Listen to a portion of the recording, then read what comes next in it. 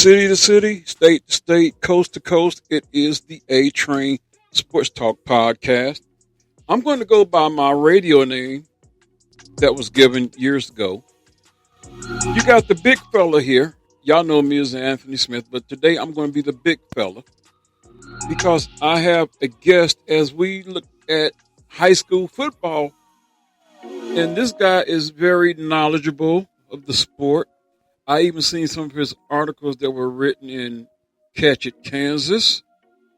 You can hear him on most days, 99.9% of the time, from 2 to 4 p.m. on a show called The Bob and Jeff Show. That other point percentage that you don't hear him, it's because I'm filling in for him. So I guess that's a good thing. We're going to welcome aboard the A Train Sports Talk Podcast. And sometimes my radio partner at KFH. Y'all can hear it on the Audacy App or on KFH.com or on 1240 AM or 97.5 FM. I got all points covered. Let's welcome aboard Jeff Lutz. Big fella, what's going on? When did you get that nickname? I think you gave that yourself. Actually, Rome rule.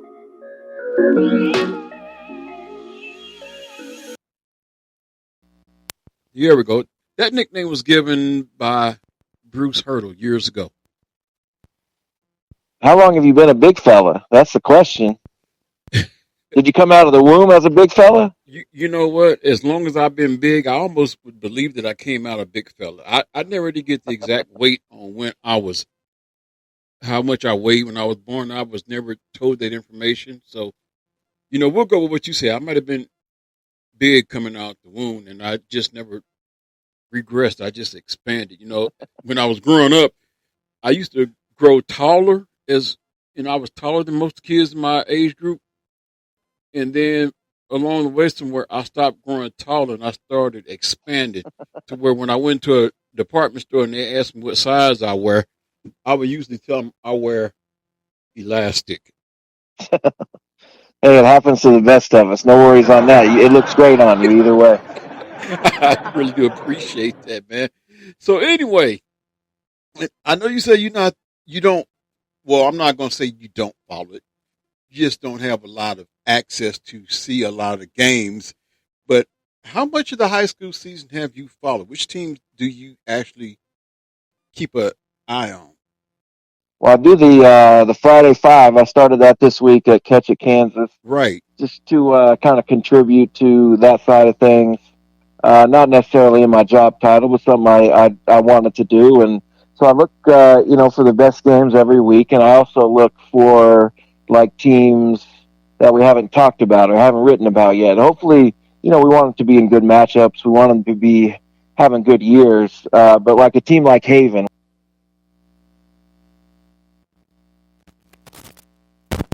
Plain, Haven was 4-0. Not necessarily expected to beat Garden Plain, and they didn't. But for a team like that, which has had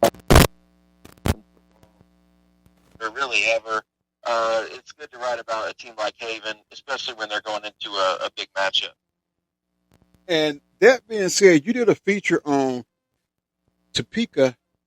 I don't like where this is going. Man. I feel like I'm about to get called out. No, I'm not calling you out because on paper, it actually looked like it would be a good matchup, a good way for a team from outside the area to come in and test an area league team, a C-League team.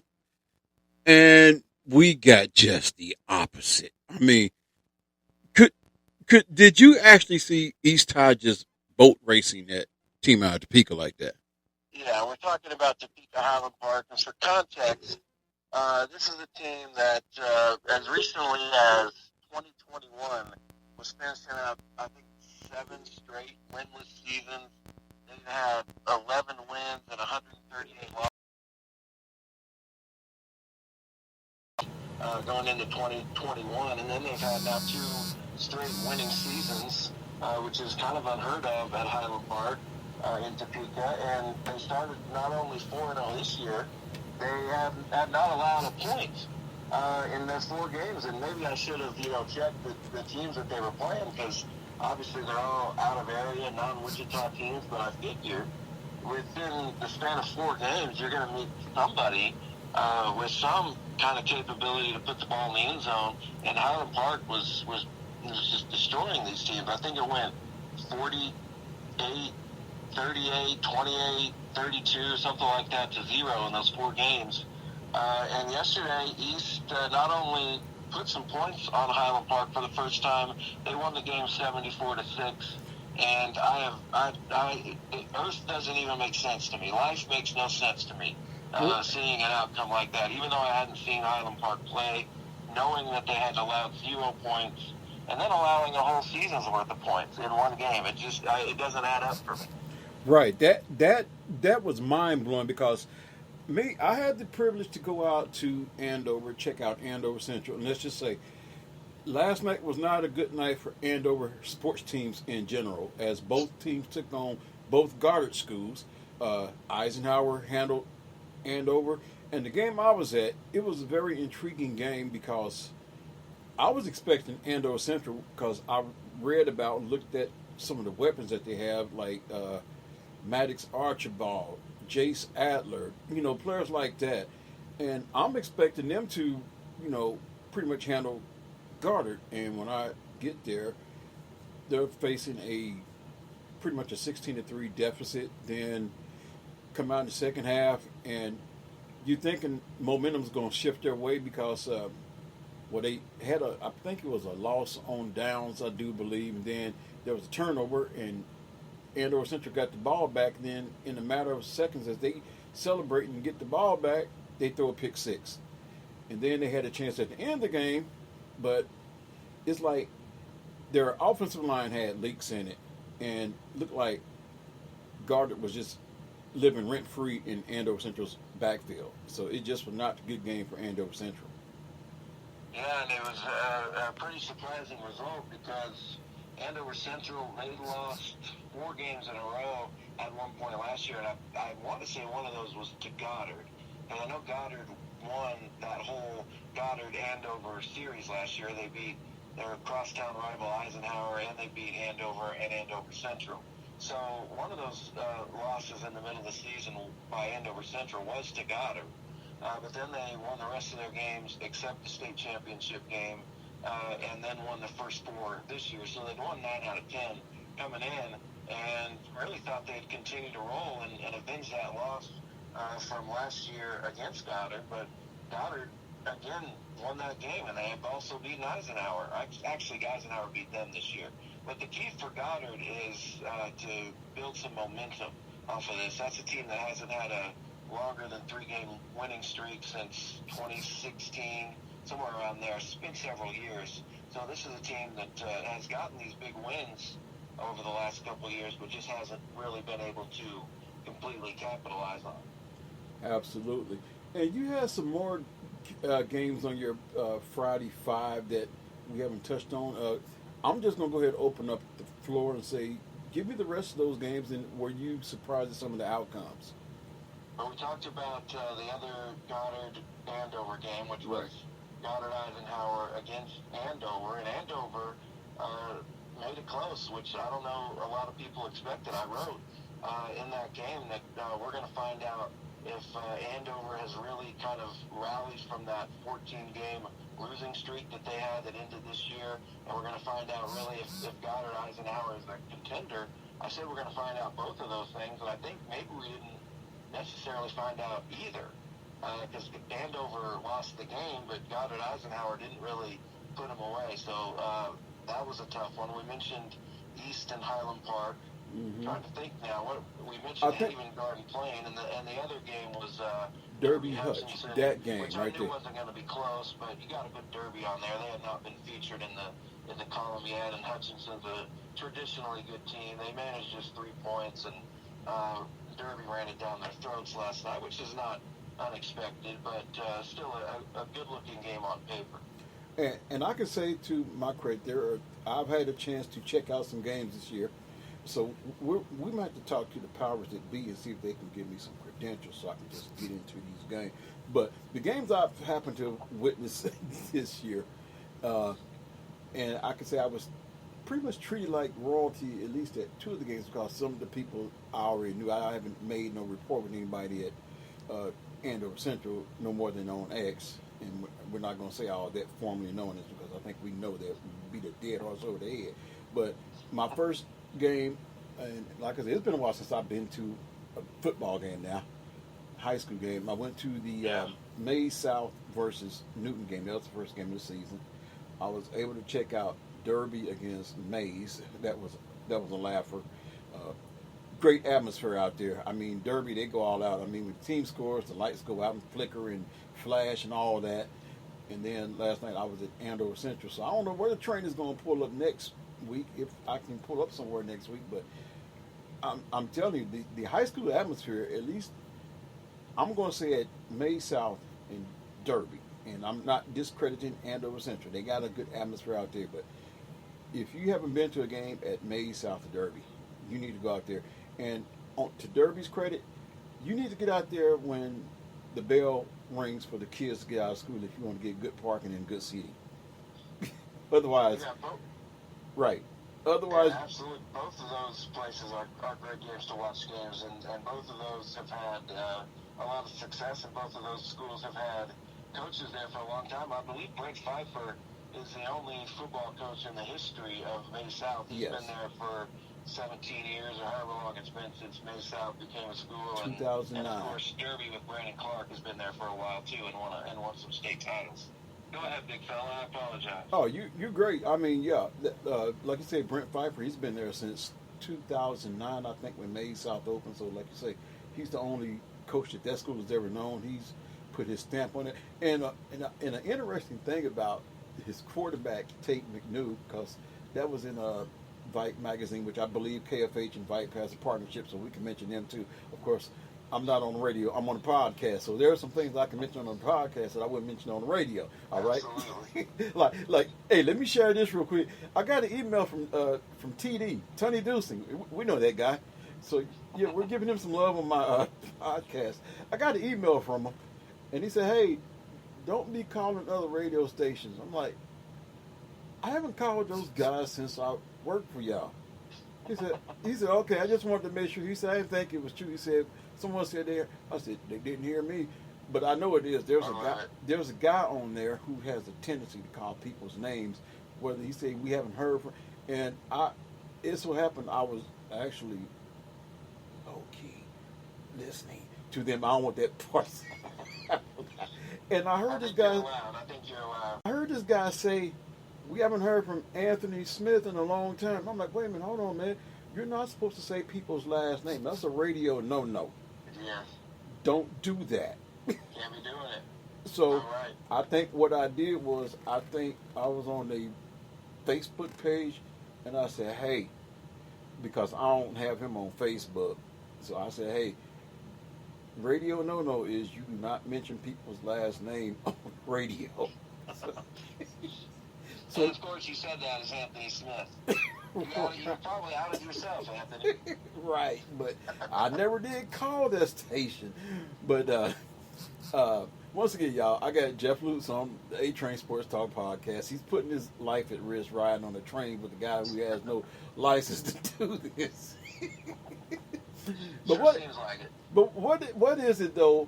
We're going to interview you now. What is it that made you get involved with Catch It Kansas and a writer? Because we know that your dad, Bob, the guy that people say, why do they disrespect each other on the radio like they do? I'm like, people, first of all, take a chill pill. I said, this is made for listening radio. This is better than Tony Kornheiser and Will Bond. And this is better than the odd couple of Rob Parker and Chris R. Y'all, this is way better than that, and we got it locally. But what is it that made you get into the writing aspect as well as doing the radio thing? Well, I've been around print journalism for my entire life. My dad obviously was in it with the Wichita Eagle for 4 decades plus, so I grew up around it, grew up in it, became a journalist professionally at age 18, started writing for the Wichita Eagle, which I did for around 17 years, and I've been working for Channel 12 for about 3.5 years, maybe not quite 3.5, 3 and a few months, as a digital producer, which means I write stuff for our website and our social media stuff. So it's just kind of a natural fit and a natural progression to start writing about things that I want to write about and things that I know about, which is sports and high school sports, which I covered forever. So it was just kind of the natural next step for me, I think.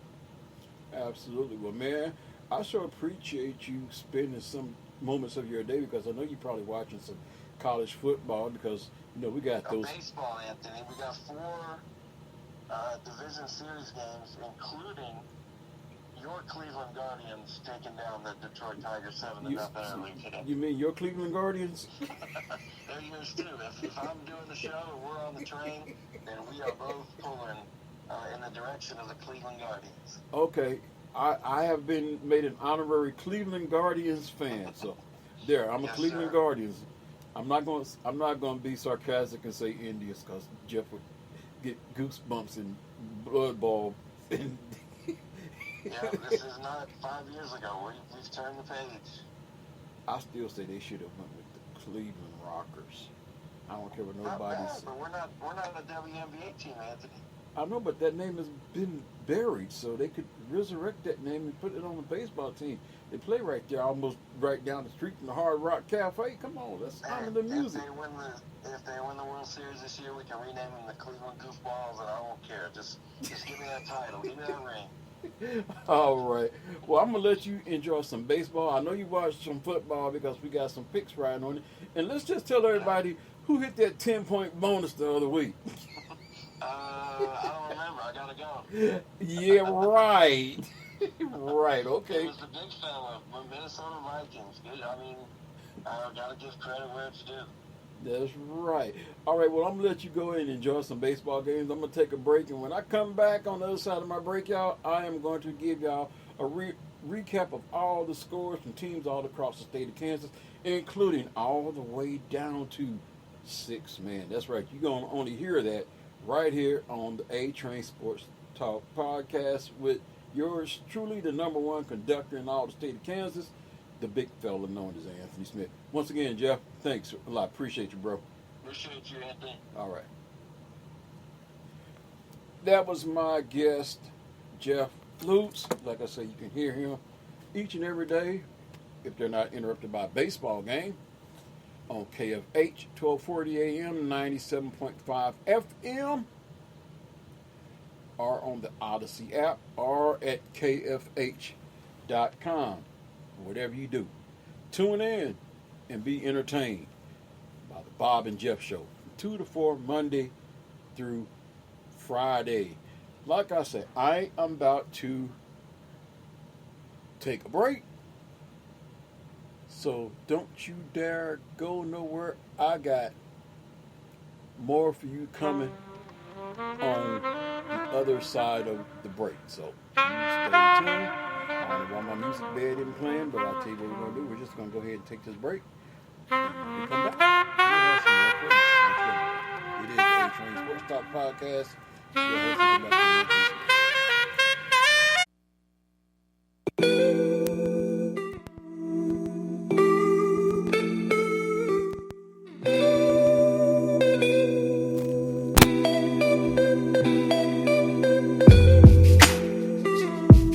Welcome back to the A-Train Sports Talk Podcast. I do believe I had some technical difficulties in that first segment. As you heard, when I left out of my break, I didn't have no bump music going. And come to find out, one of my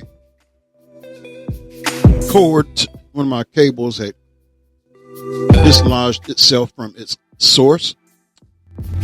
So I'm hoping I was able to pick up all the conversation with Jeff Lutz. I hope y'all could hear the conversation. One thing I know is if I need to get him back, I'm pretty sure I can. And he would oblige and wouldn't mind because we had a blast. And that's what it's all about. When you're in this industry, it's all about just having fun doing what you're doing. If you have fun at a job, you'll never work a day in your life. And this is not work. This is definitely fun. So what I'm going to do right now, I am going to do what I call my recap, because there were a lot of games, and y'all know I've enjoyed doing this the past few years to get the information out there that you, the listeners, want. Those of you who follow high school football, uh, and that's to give you all the scores. Some of you listening probably say, "Ooh, that sure is time consuming." At the end of the day, it's still fun, fun, fun, fun, and I look forward to entertaining each and every one of you when I do this. So we're getting ready to pull up these scores. I hate the fact that I have to look at all these ads. There we go. But there were a plethora of games. I think what I'm going to do, I'm going to take a look at some of the top stories as some unbeaten fall, and the league standings are starting to shape up. Here was a game that I happened to have been at last night as the Goddard Lions knock off the number one Jags. The Goddard Lions held off a comeback bid from Andover Central 22-16 Friday night. Its first loss of the season for the Jaguars, who came into the contest the number one team in 4A. For much of the game, Goddard 4-1 looked like it was going to coast. After trailing 16-3 at halftime, it looked like the Jaguars were about to get right back in it when the Lions fumbled and Andover Central was set to make a one-score game. But the Goddard defense wasn't phased and intercepted the Jaguars for a touchdown. A strong Lions defense led by constant quarterback pressure via linebacker Preston Hagel plus Andover Central miscues gave Goddard a 22-3 lead with 3:22 left in the third quarter. The Jags didn't give up though and proved why they had their accolades going into the contest. Andover Central scored from the 1 yard line to cut the lead 22-9 after a failed 2-point conversion with 10:24 left in the fourth, and a Lions fumble on the ensuing kick return put the Jaguars right back in position. Andover Central took advantage on 4th and goal from the Lions 7. Jaguars quarterback Jace Jefferson found Brent Stupka for a touchdown pass with under 8 minutes left after the extra point. It was a 22-16 game. The Jaguars were inside the Lions 10 with under 40 seconds left and a chance to tie and take a 1-point lead with a made extra point, but the Goddard defense stepped again. And on 4th and goal, the line engulfed Jefferson again. In a desperate heave, Goddard intercepted the ball and held off the Jaguars for the win. Like I said, this game is the one that I was at last night, and what I seen was constant pressure from Goddard. They were constantly, the way I tweeted out, they were taking up space in Goddard's backfield rent free. It's like the Andover Central line pretty much had leaks in it. I mean, Goddard pretty much had their will. When they say games are won in the trenches, that game that I witnessed last night was the game I could say was won in the trenches by Goddard. They pretty much enforced their will. Like I say, they were in the backfield on numerous occasions they had multiple sacks last night. I mean, it was a game that, like you say, Andover Central was the number one team, but Goddard was unfazed. And the crowd atmosphere, I mean, I won't even throw some kudos because even Goddard's student section was very loud and boisterous to where they pretty much challenged and woke up the Andover Central student body. I mean, they were doing the chants that reminded me of my days of going to school. You know, the "We Got Spirit." Yes, we do. We got spirit. That went on back and forth, back and forth. The one thing I will say, and I gave some dap to some of the band members as they were going in. I would have liked to have heard more interaction from the band.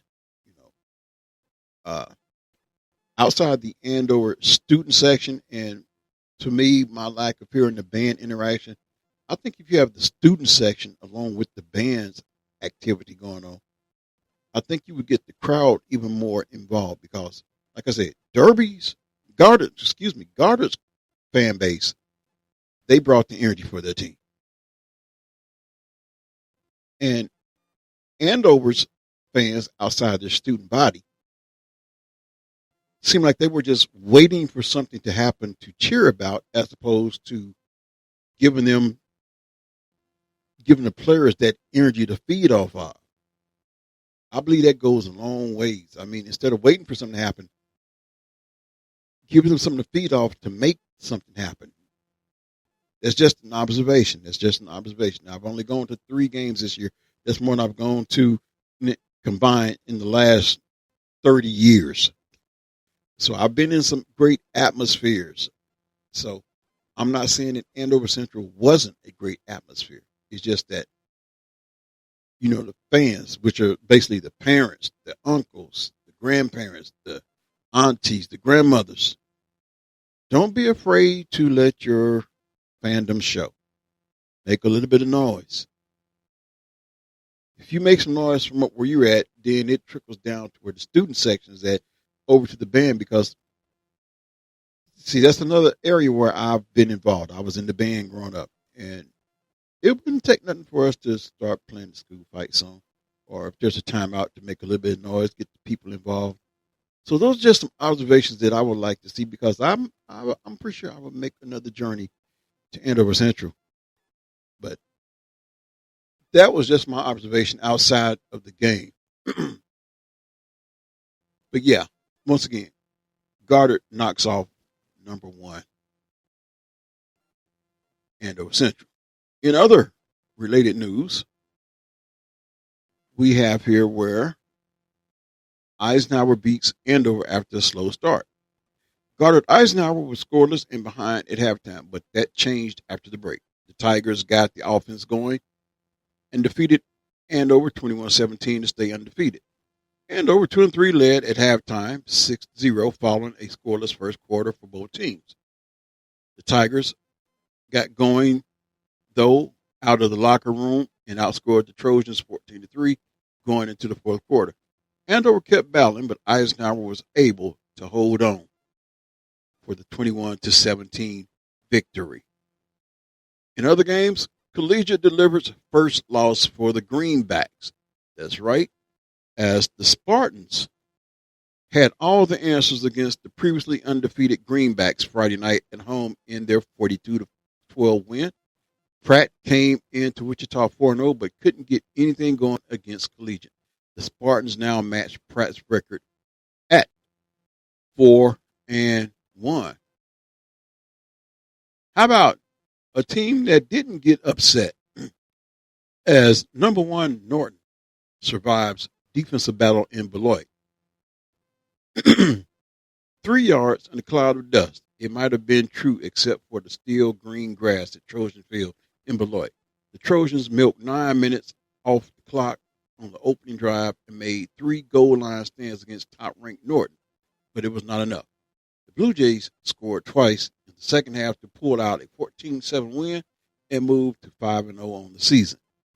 It was so tough to move the ball running against them because they're so big up front, and did a good job, said Norton coach Lucas Melvin. We finally made plays at the end. The thing is, our kids never gave up. Beloit made one of his goal line stands near the end of the third quarter, but Norton Jr. Tyler Backman picked off a Jackson Weston pass on the next play. 2 plays later, on the very first play of the first quarter, Backman finally found space on a 7-yard run. Norton tied the score 7-7 with 11:54 to play in regulation. Blue Jay sophomore Cope Railsback forced a fumble on the next Trojan drive. On the next Trojan drive, and senior Colton Stover was there for the recovery. Backman appeared to have another touchdown run before Beloit senior Jennings Sloan delivered his second giant hit of the night, this time at the 1 yard line to set up another turnover on downs. In the shadow of their own goal line, however, the Trojans punted the ball away 4 plays later. Our defense stepped up and played hard, Melvin said. I was proud of them. Our second half effort on defense was amazing. We were plugging guys in because we had guys getting dinged up. So these were young guys going in there and battling for us. After 3 failures to punch it into the end zone, Norton got it right when it counted. With just 2:54 remaining, senior quarterback Eli Jones scrambled free and found junior Jayton Weagle for the go-ahead touchdown from 7 yards out. The Blue Jay defense again answered the call to force a final Trojan turnover on downs to essentially end the game. Beloit ran 9 minutes off the clock on its first possession of the night, but the drive stalled when Stover came up with a big sack on 4th down. Trojan junior Rural Rexroth ran the ball 23 times in the first half, including a 1-yard dive on the next. Beloit drive to give Beloit a 7-0 lead, 7:40 to play in the first half. The Trojans ran 33 offensive plays in the first half compared to just 13 for Norton. Beloit is so big up front, and we're just not right now, said Melvin. We're missing a guy or two who make us a little bit bigger. They came out and they owned the first half. They knew what they wanted to do as far as controlling the clock. We didn't really get anything going offensively. We talked about that at halftime, knowing that we were getting the ball back, that we had to be on the field for more offense. Rexroth finished with 112 yards on 33 carries for Beloit. Weston threw for 31 yards and an interception on 4 of 9 passing. The Trojans fall to 3-2 on the season. Jones threw for 108 yards and a touchdown on 11 of 17 passing for Norton. Backman netted 46 yards on 10 carries, and Jones added 28 yards on 11 carries. Once again, Norton, number 1, survives defensive battle, 14-7. So there you have that.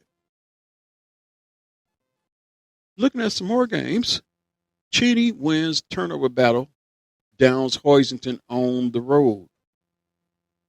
That's right, the defending state champs. The Cheney Cardinals took advantage of 7 turnovers to defeat the Hoisington Cardinals 47-18. The 3A school traveled to Hoisington to face the 2A side in a non-conference game. Cheney jumped to a 7-0 lead after an 11-play drive that was capped on a 1-yard dive by Josh Burdick. The extra point was good. Hoisington fumbled the ball on their very first play from scrimmage. Cheney players recovered the fumble. Cheney turned the turnover into another touchdown. Josh Burdick again ran the ball into the end zone. This time he ran the ball from the 7-yard line.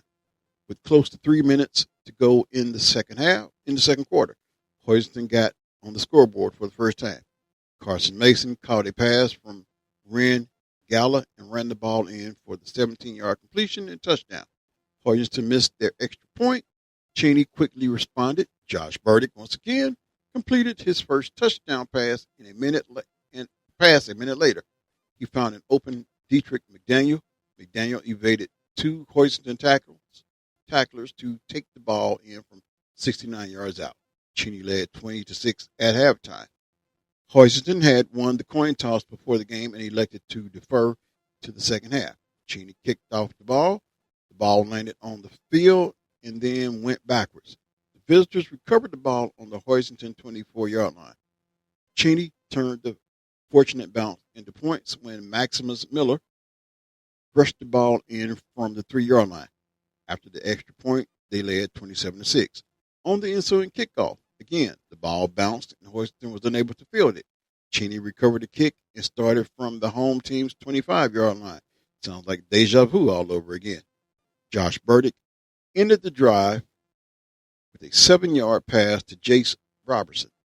The visiting Cardinals led 34-6, and their defense had yet to take the field in the second half.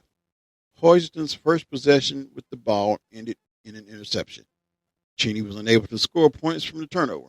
The home team scored their first touchdown of the second half late in the third quarter with a 21-yard run by Preston Murlaugh. They attempted a two-point conversion, but the pass fell incomplete. Cheney responded with a 12-yard completion from Josh Burdick to Nolan Durr. After the extra point, Cheney led 14-12. Hoisington fumbled on their next possession.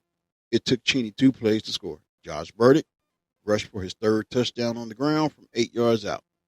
Hoisington tacked on a final touchdown when Ren Galla found an open Mason Martin. Martin completed the 34-yard play by crossing the goal line for the touchdown.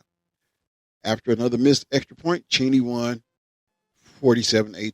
Josh Burdick finished his night with a team-high 92 rushing yards and 3 touchdowns on the ground. He also passed the ball 27 times with 17 completions for 252 yards and 3 touchdowns. Hoisington's Ren Galla threw 6 completions out of 10 attempts for 111 yards and 2 touchdowns. He also threw 1 touchdown. The loss puts Hoisington's record at, I guess this is 1-4 on the season. The Cardinals travel to face Lakin Broncos next week. Cheney improves to 5-0. 3A District 7 foes shall next week. So what I am going to do right here, because there are some more key games to look at. I may get to the scoreboard and I may not, but I am going to give you some recaps of some key games. So what I want you to do is just stay where you're at as we get you through a Saturday of high school football recaps on a Saturday evening. It is the A-Train Sports Talk Podcast, the number 1 podcast in the state of Kansas, giving young student athletes a voice. I'll be right back. Don't you go nowhere.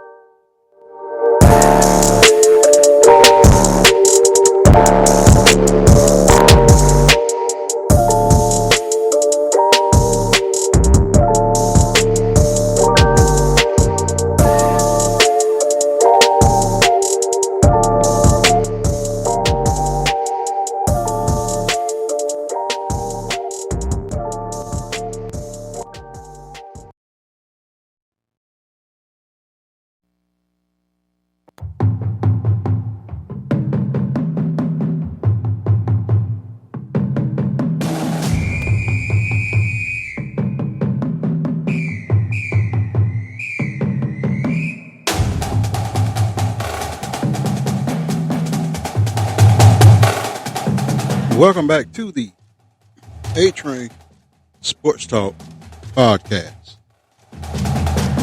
And this is what football recap music is supposed to sound like.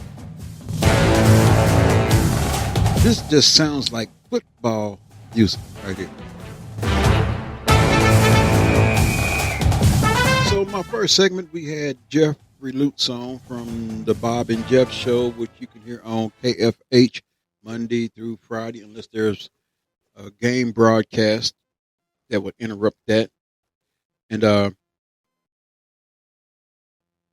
we had fun that first segment, even though I know that now we had some technical difficulties on my end.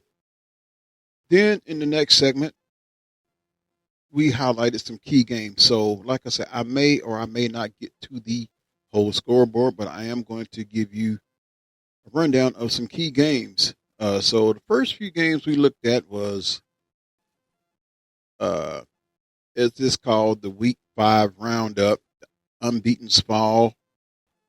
Goddard knocks off number 1 Andover Central.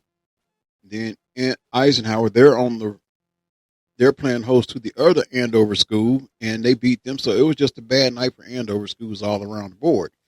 Of course, Collegiate delivers first loss for the Pratt Greenbacks.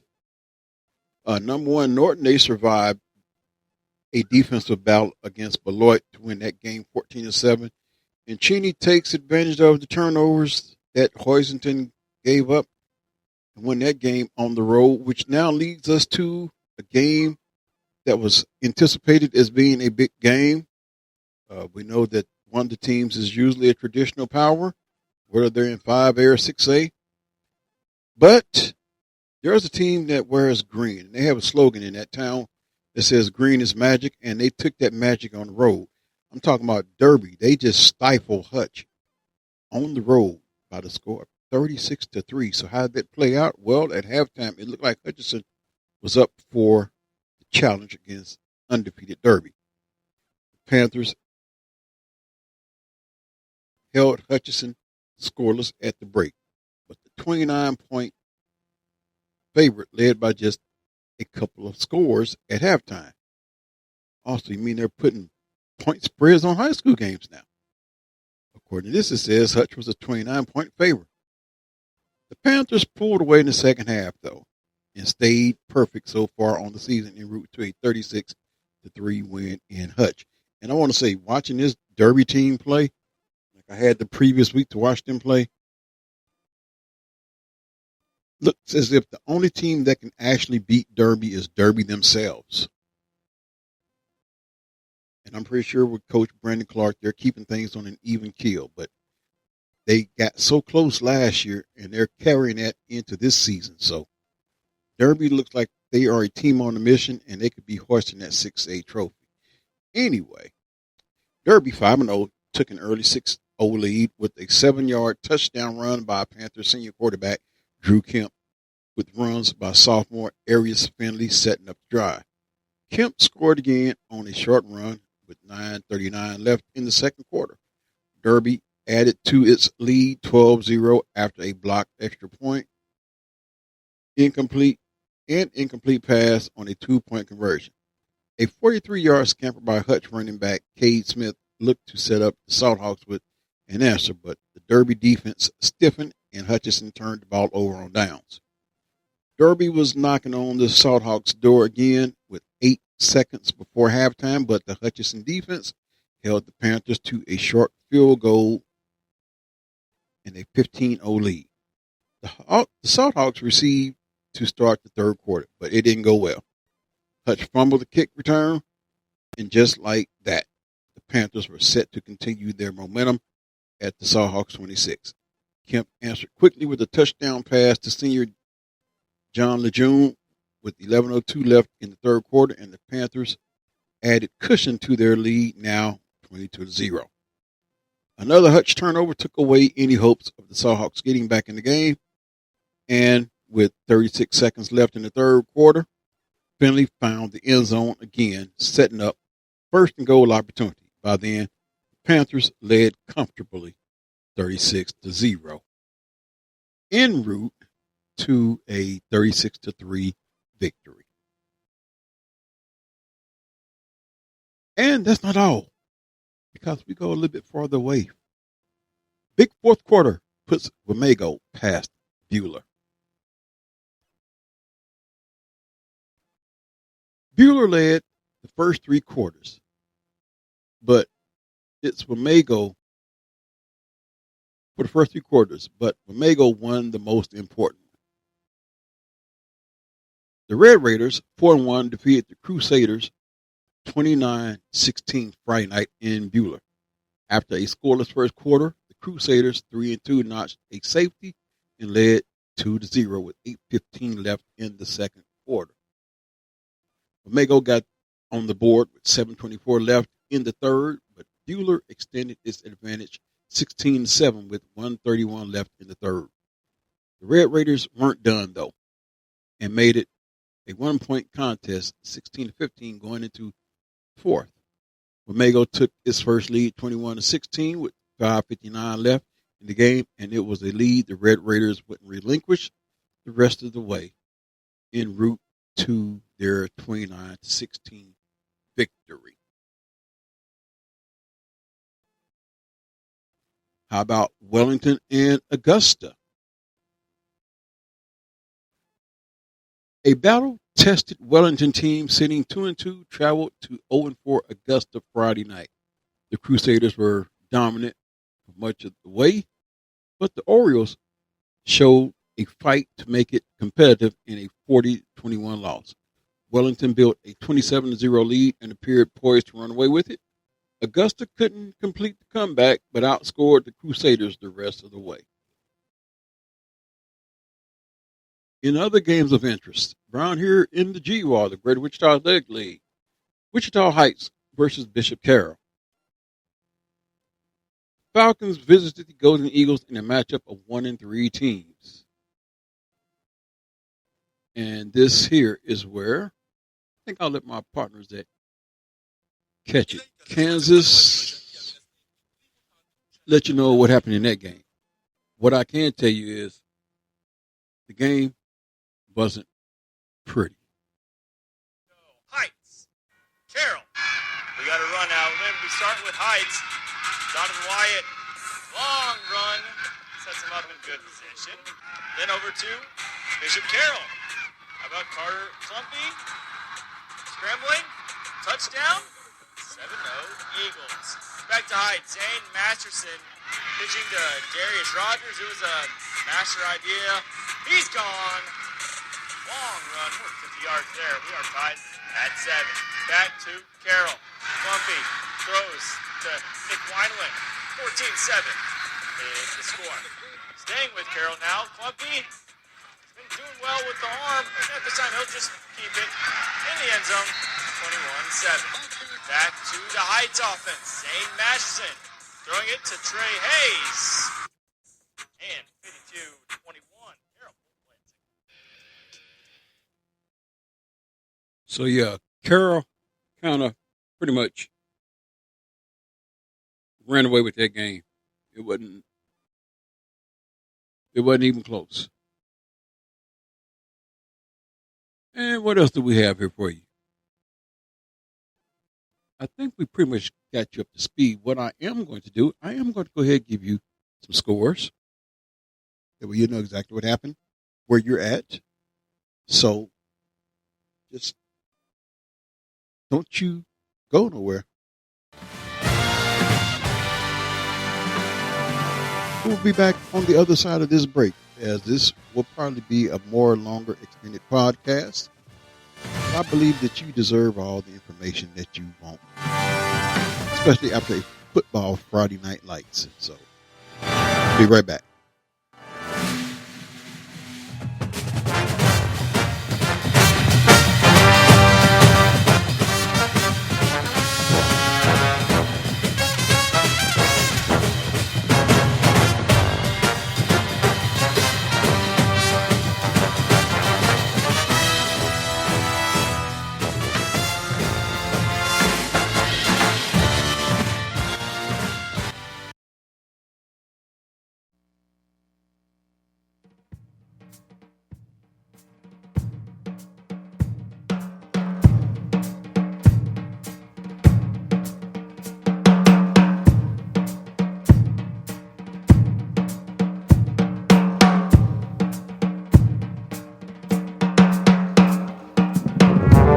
Welcome back to the A Train Sports Talk Podcast. Yeah, I'm going by my other name, the Big Fella. Like I say, that name was given to me by one Bruce Hurdle years and years ago. I don't even think he'd ever seen me, but he had tabbed me as Big Fella. And then when he finally seen me, the name just stuck. So I got two names that I'm using on this podcast. A Train, which was given to me by a couple of guys that used to be at a station I used to work at. And I would call in, and I could tell you the guy's name, Scott Stiles, and his good friend, Wild Man Willie. They started calling me the A Train because I did a fill-in. Well, I wouldn't even call it fill-in on that particular radio station with a guy named Rick Thomas, who's in Manhattan, Kansas. He had a show called Run the Table. And Wild Man Willie wanted to know if I was going to be a permanent fixture because he said I actually carried that show, which it wasn't my intent to garner all the spotlight because I was just the second, the sidekick, so to speak. So they started calling me the A Train, so that name is stuck. So that's why you got the A Train Sports Talk Podcast. Of course, if I start another podcast, I'm going to call it the Big Fella, No, I'm not starting. I'm not starting them. I got enough of this as it is, and can't hardly find the time to do them all either. I have the In the Zone, which I talk more national sports. This here, I've pretty much dedicated this one to talking to young student athletes, and the emphasis is on student athlete. Speaking of which, has anyone noticed? And I know he doesn't have no local ties here, but Travis Hunter, that young man needs to be commended. And whoever is listening to this podcast, I want y'all to get this out. I want this to go viral. He needs to be commended because oftentimes we talk about our student athletes and talk about, yeah, these kids, they aren't going to school. They know they're going to the next level, NFL, blah, blah, blah. These kids aren't. Do you realize that not only does he play both ways on the football field, but he's also maintained a 4.0 GPA?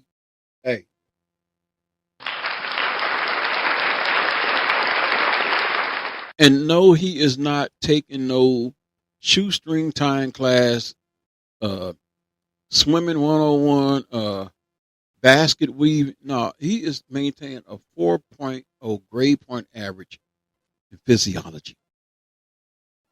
And he's also a dance instructor. Oh, did I tell you that he plays two ways on offense and defense? Right, because right now that's not important. What's important is the fact that we need to start shine a light on these young men when they're doing it, not only on the field, but also in the classroom, which is why when I have my high school athletes on here and I look at their grade point average, because they post it on X, the first thing I do is I look at their GPA and I'm intrigued by it. So that's why I have them emphasize the importance of maintaining a good grade point average and the importance of their education. And most of them, for the most part, they nail it. I've heard one of them say, at the end of the day, the ball is going to stop bouncing. And you need something to carry you through life. So I applaud my young people that come on here and emphasize education. So to those young people, I applaud you.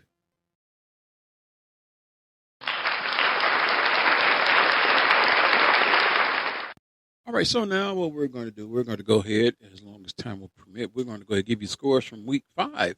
And there, trust me on this one. I tell you, there were some games that makes you go,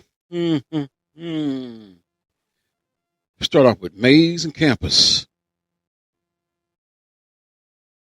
And Mays Eagles tamed the Colt to the tune of 79-7. In a game that I can say, well, for once they didn't give up 60 points. Wichita South knocks off Wichita North by the score of 50-0. Great Bend traveled to Dodge City and beat them by 2 scores by the score of 28-14. Wichita Northwest had no problems with Wichita West beating them 60-14. In a game that was anticipated to be a more highly competitive game than what it was, so Wichita East knock off Topeka Highland Park by the score of 74-6. Liberal cruises past Garden City by the score of 23-6. Derby, no problem going in the hutch, making it their home by the score of 36-3. Salina Central boat races Newton 57-7. Valley Center blanks Salina South 21-0. Kudos to Valley Center. Goddard Eisenhower knocks off Andover 21-17. Bishop Carroll steamrolls past Wichita Heights 52-21. In 4A now, Marysville seems to be having a pretty good season. From the times I rode through there and talked to some of the natives of Marysville, they always had some concern about their football program. This year, it's a good thing just to say they're having a pretty good season. So hopefully we can reach out to their coach and get him on the show and ask him about the turnaround.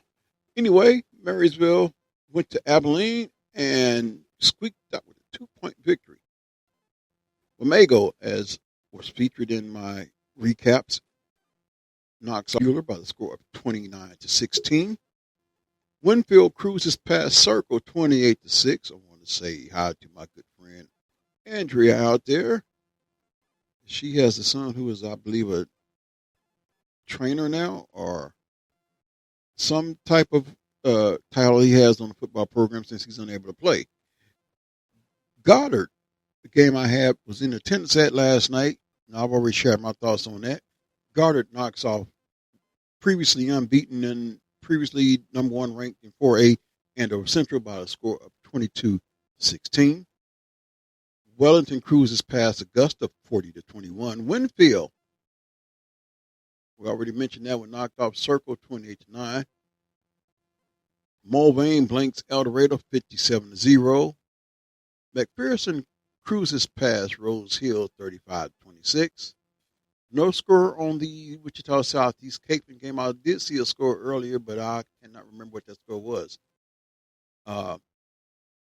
May South manhandles Arc City. They just went in and just manhandled them like they owed them something, which was a beat down by the score of 45-7.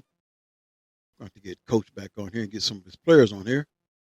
Collegiate playing host to Pratt. This is 3A action right here. Knocks him off by the score of 42-12. Andale cruises past Nickerson by the score of 58-6. Chaparral also puts on the afterburners and cruises past Clearwater 41-7. Scott City blanks Hugoton 50-0. Holcomb goes out to Colby and just plain annihilates them by the score of 41-7. Goodland played host to Ulysses and beat them by 20 by the score of 48-28. Heston, no problem with Smoky Valley as they cruise past them by the score of 48-6. And that concludes 3A right there. Up next, the scores from 2A. And what I am going to do right there, I am going to take a break right here, my last and final break.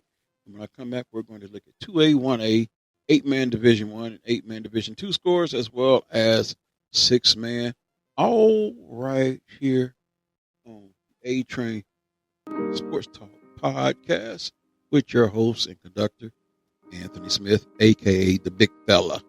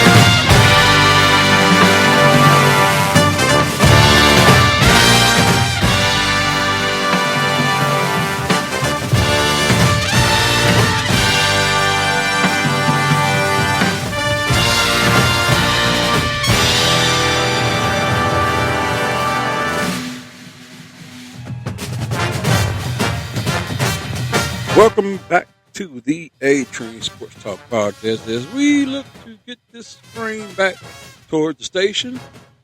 We gave you a rundown of the scores, 6A all the way down to 3A. So now we're going to conclude with 2A, 1A, and 8-man Division 1, 8-man Division 2, as well as scores from 6-man. Tell me something. Are you enjoying the music? Doesn't it make you feel like you're listening to a band at one of the games? Anyway, let's go ahead and put a bow on this show. Once again, I want to say thank you to my good friend, Jeffrey Lutz. Appears as if we had some technical difficulties that I couldn't quite get my hand on in that first segment with him. But, Jeff, I want to say thank you for coming on. And we're going to do this again because he was the contributing writer for the Friday Five that I had on my Friday evening podcast. So he was responsible for that. He's the one that jinxed all these teams. And don't you take that personal, Jeff. That was for the podcast to get one of these reactions. Trust me. Jeff had nothing to do with the outcome of those games. Those were games he figured there would be some good games. And for the most part, I mean, Andover Central Goddard game, that was a good game. It just didn't have the expected outcome, especially with a number one ranked team. But once again, Jeff had nothing to do with that. The game was played by the players, not by Jeff. Y'all get that tomorrow sometime. Anyway, I'm going to go ahead and give the wraps on this.